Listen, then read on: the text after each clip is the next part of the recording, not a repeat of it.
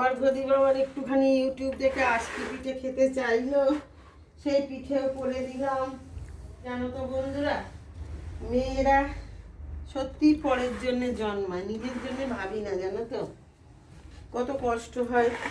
কাকুও সংসারটা মেনটেন করে, সকালবেলা উঠেই কাজে চলে যায়, আর আমি এই সংসারটাকে মেনটেন করি।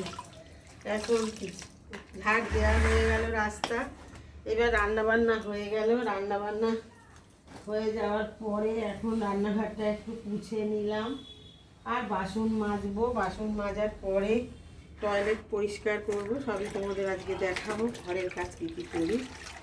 অনেক মেয়েরা সংসারকে ভালোবেসে আর সংসারের জন্যে আর সংসারে স্বামীর কাছ থেকে একটু ভালোবাসা পাওয়ার জন্য বন্ধুরা কত কষ্ট করি দেখো বন্ধুরা।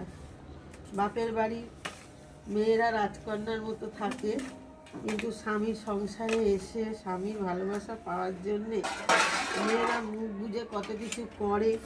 আজ আমি তোমাদের দেখাচ্ছি, তাই জানতে পারছি এরকম অনেক মেয়েরাই আমার মতন করে বন্ধুরা।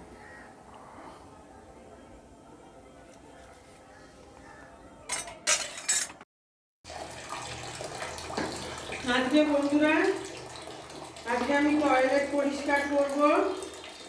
জানো তো মাথাটা নোংরা হয়েছে, চুলটা আগে চুলে শ্যাম্পু করব, তার জন্য আমি ঝাঁট দিলাম আমাদের রাস্তাটা, সামনের রাস্তাটা, আর টয়লেটটাও পরিষ্কার করব। অনেকদিন নোংরা হয়েছে বন্ধুরা টয়লেটটা। মেয়েরা বলে না দশভুজার, তা মেয়েদের 10টা হাতের সমান আমরা কাজ করি, দুটো হাত থাকতো।